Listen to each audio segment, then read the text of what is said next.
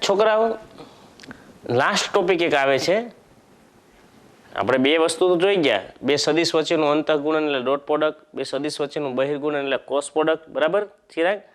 હવે આવે છે બે સદિશો, સોરી 3 સદિશો, R3 ના 3 સદિશો હોય તેનું પેટી ગુણન એટલે કે બોક્સ પ્રોડક્ટ, બરાબર?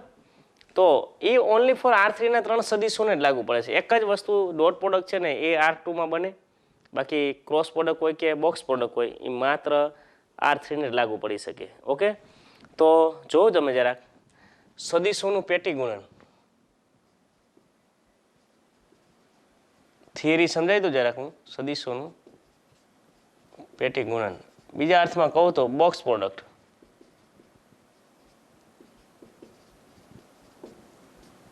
રેડી? હવે R3 ના 3 સદિશોને લાગુ પડે. જો સદિશ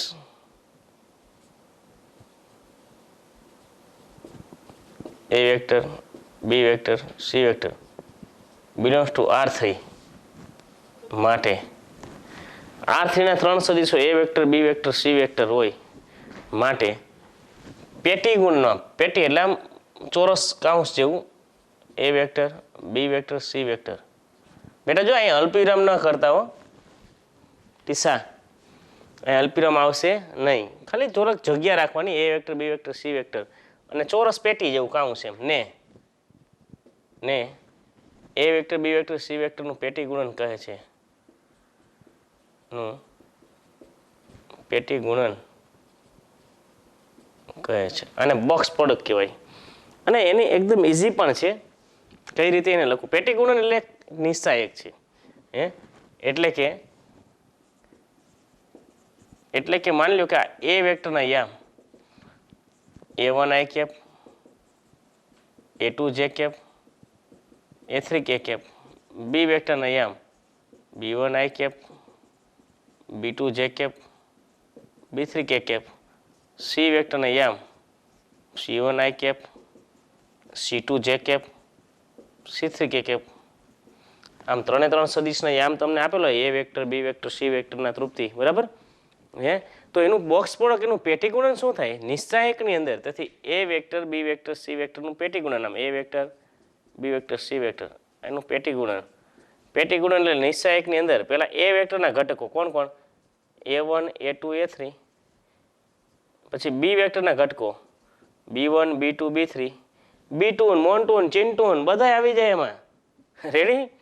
C વેક્ટરના ઘટકો C1, C2, C3 આને કહેવાય પેટી ગુણન. હવે તમે મને કહો કે કોઈ ઘટકો હોય, વાસ્તવિક સંખ્યાઓ હોય ગોપાલ, એના નિશ્ચાયકનું મૂલ્ય બેટા શું આવે?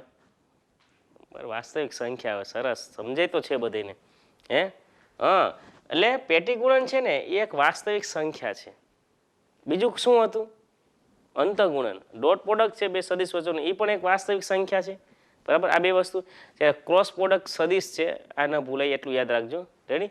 હવે આ જે વસ્તુ છે એને બીજી રીતે પણ લખી શકાય છે. જો બરાબર છે, A વેક્ટર,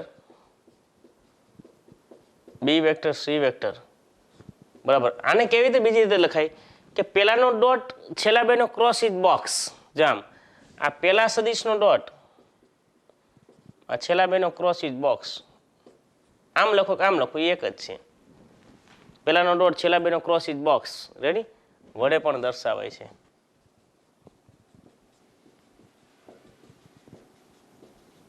પછી કદાચ આમ હોય, આમ આ ધ્યાન આપજો, આમ લખેલું હોય તો એ એક જ છે ને?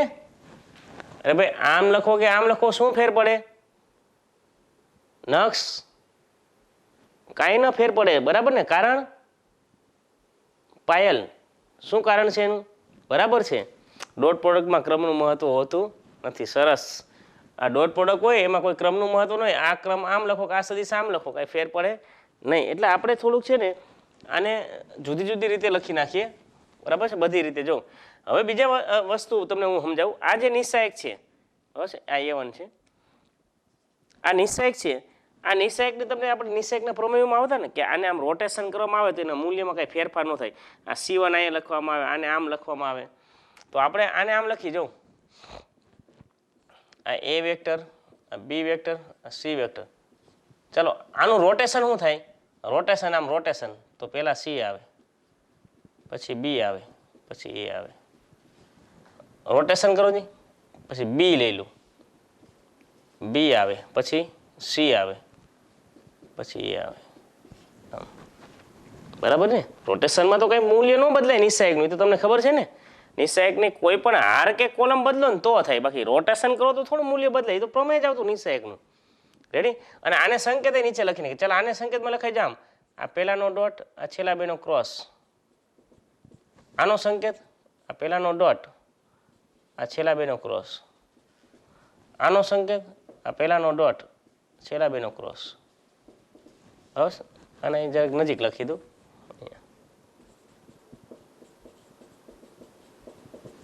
રેડી? હવે બીજા અર્થમાં બીજી વાત તમને સમજાવું તો તમે સરળતાથી સમજી શકો. ભાઈ બે સદીશો સમાન હોય, બે સદીશો સમાન હોય તો આ બે લાઈન કેવી થઈ સરખી? મતલબ અહીંયા એ વેક્ટર હોય તો આ A1 A2 A3 થાય. હા, નિશ્ચાયકની અંદર બે હાર કે બે કોલમ સમાન હોય ગોપાલ, તો એનું મૂલ્ય શું થતું? શૂન્ય. બરાબર છે? તો તમે અહીંયા લખી શકીએ, જો ગુણધર્મમાં આવીને તો બધું આવશે એ બધું, પણ હું અત્યારે અહીં લખી નાખું છું. એક બે જ ગુણધર્મ છે, કોઈ ખાસ અગત્યનું એવું બધું નથી. કે આ એ વેક્ટર બી વેક્ટર આમ હોય. ચાલો તો આ બે ઘટક સમાન થયા એટલે આ બે હાર કેવી આવવાની? સમાન. A1 A2 A3, પાછું A1 A2 A3 આવવાનું, પછી B1 B2 B3 આવશે. તો પહેલી ને બીજી બે હાર સમાન થાય તો નિશ્ચાયકનું મૂલ્ય શૂન્ય થાય. એટલે બે સમાન સદીશો હોય પેટી ગુણનમાં, બોક્સ પ્રોડક્ટમાં, તેની વેલ્યુ 0 થાય. જો 0 સદીશ નો લખતા, 0 સદીશ એ સદીશ છે, શૂન્ય વાસ્તવિક સંખ્યા છે. આ ખાસ ભૂલ કરતા નહીં જરાય. આ રીતનું છે.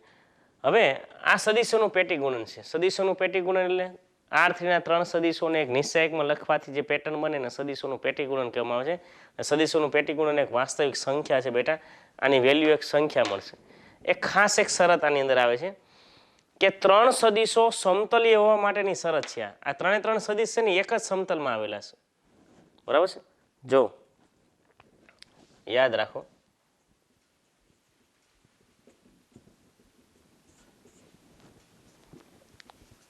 R3ના 3 સદીશો A vector, B vector, C vector સમતલીય હોવા માટેની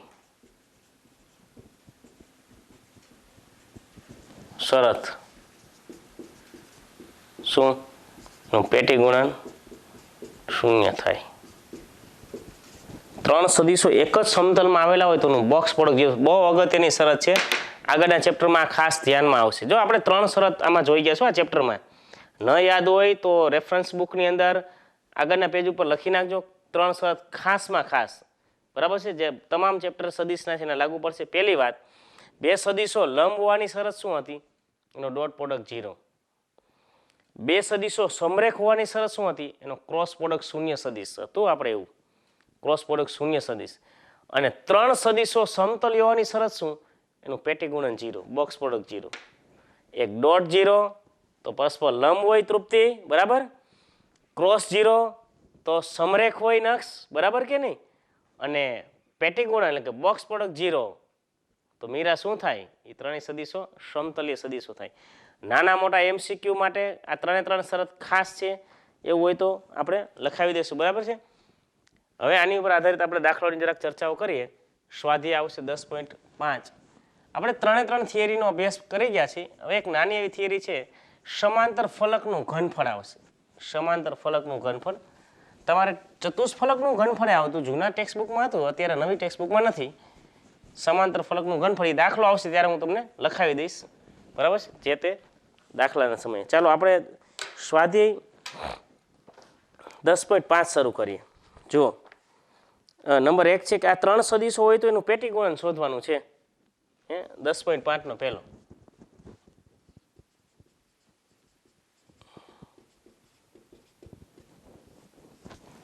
નંબર 1, જો A vector I cap -2J cap +3K cap, પછી છે B vector 2I cap 3J cap +K cap અને C vector 3i plus j minus 2k cap હોય તો એનું પેટી ગુણન A vector B vector C vector શોધવાનું છે. ચાલો એકદમ સરસ છે. હમણાં સમજાય ભાઈ પેટી ગુણન એટલે શું? નિશ્ચાયકની અંદર એના ઘટકો વાસ્તવિક સંખ્યા મળશે ને સામાન્ય વસ્તુ. નિશ્ચાયકનું વિસ્તરણ છે એક પ્રકારનું બેટા.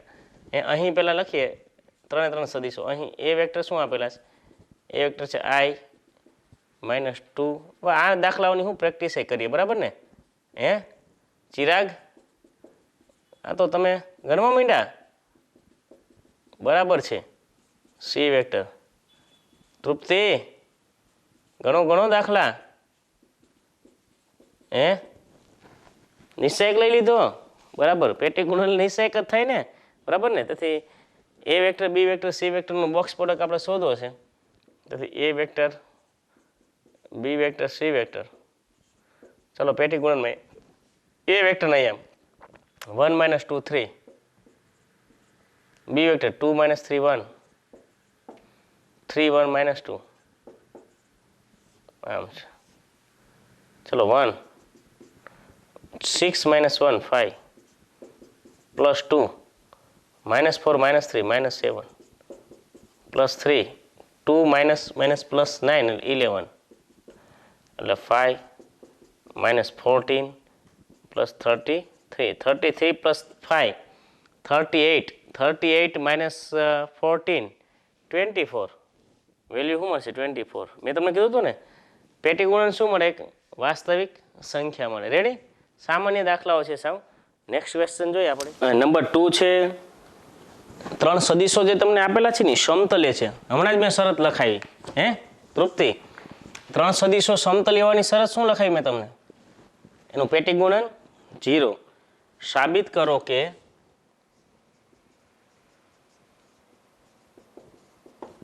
સદિશ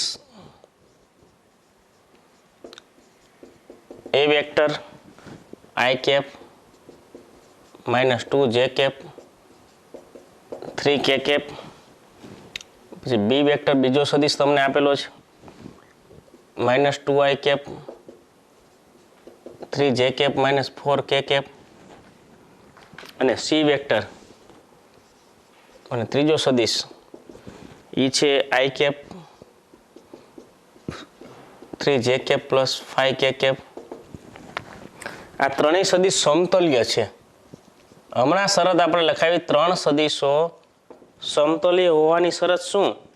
એનું પેટી ગુણન 0 એટલે કે એનું બોક્સ પ્રોડક્ટ 0. 2 સદિશો પરસ્પર લંબ હોવાની શરત શું? સાથે ચર્ચા કરી લઈ. એનો ડોટ પ્રોડક્ટ 0. R3 ના 2 સદિશો સમરેખ હોવાની શરત શું? એનો ક્રોસ પ્રોડક્ટ 0 સદિશ થાય. 3 વસ્તુ ખાસ ધ્યાનમાં રાખવા જેવી છે. અહીં એ વેક્ટર તમને આપેલું છે. પહેલો સદિશ એ વેક્ટર શું છે? i cap -2j cap +3k cap. B vector આપેલ છે -2i cap +3j cap -4k cap. અને સી વેક્ટર આપેલ છે i cap -3j cap +5k. આ 3 સદિશો આપેલા છે. સમતલી હોવા માટેની શરત તેનું પેટી ગુણન 0 થવું જોઈએ. એકદમ ઈજી. નિશ્ચય 0 સાબિત કરવાનો ભાઈ એનો. હવે એ vector B vector C vector box પ્રોડક્ટમાં ધ્યાન રાખજો અલ્પવિરામ ન કરતા બરાબર ને? તો એ વેક્ટર એટલે 1 - 2 3, બી વેક્ટર -2 3 -4 1 - 3 5. આમ ચલો નિશ્ચયક 1 15 -12 થાય ને plus plus minus minus plus ને પાછું માઇનસ એટલે 3 -2 -10 +4 -6 +3 6 - 3 3 3 -12 +9 = 0. એકદમ સરળ છે. આવો કોઈ દાખલા હોય એવું લાગે તમને? ત્યાં આપેલ સદિશો કેવા છે? આપેલ સદિશો સમતલ્ય છે. તેથી આપેલ સદિશો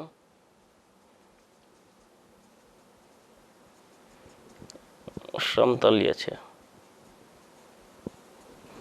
આ 3 સદીશો સમતલ્ય હોવા માટેની શરત છે. 3 સદીશો સમતલ્ય હોવા માટેની શરત શું? તેનું પેટી ગુણન 0 થાય. 2 સદીશો પરસ્પર લંબ હોવાની શરત શું? તેનો ડોટ પ્રોડક્ટ 0 થાય. અને 2 સદીશો સમરેખ હોવાની શરત એનો ક્રોસ પ્રોડક્ટ 0 સદીશ થાય. આ ખાસ ધ્યાન આપજો. ચલો એક્ઝામ્પલ નંબર 3 ની વાત કરીએ. આ 3 સદીશો સમતલ્ય હોય તો લેમડા શોધો. જો આ MCQ માં આવા દાખલા પૂછાય ખાલી જગ્યામાં. 3 સદીશો તમને આપેલા છે. જો સદીશ I cap minus J cap plus K cap 3I cap plus J cap plus 2K cap અને I cap plus lambda J cap minus 3K cap. સમતલ્ય હોય તો લેમડા શોધો. સમતલ્ય હોય તો લેમડા શોધો.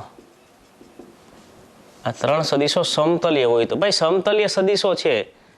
તૃપ્તિ ગણવા માંડી. બોલો ખબર પડી ગઈ. આનો નિશ્ચય 0 લઈને લેમડા હમણાં મેળવી લેશે.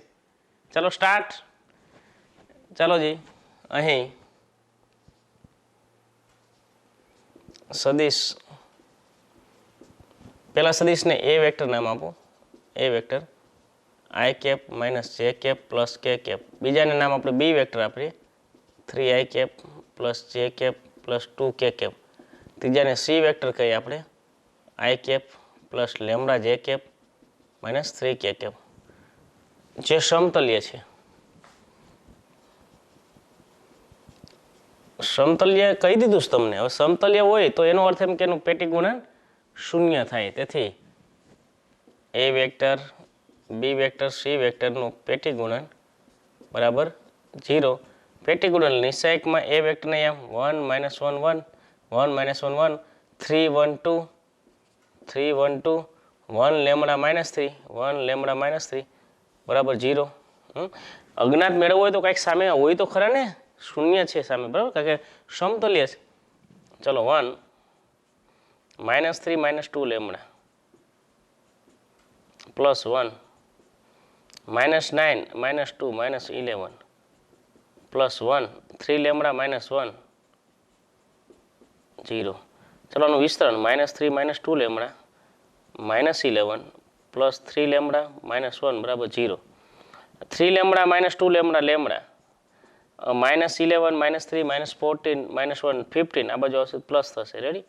લેમડા બરાબર 15. આપણે લેમડાનું વેલ્યુ મેળવવાની હતી. રેડી. 3 સદીશો સમતલ્ય હોવાની આપણી શરતનો ઉપયોગ કર્યો.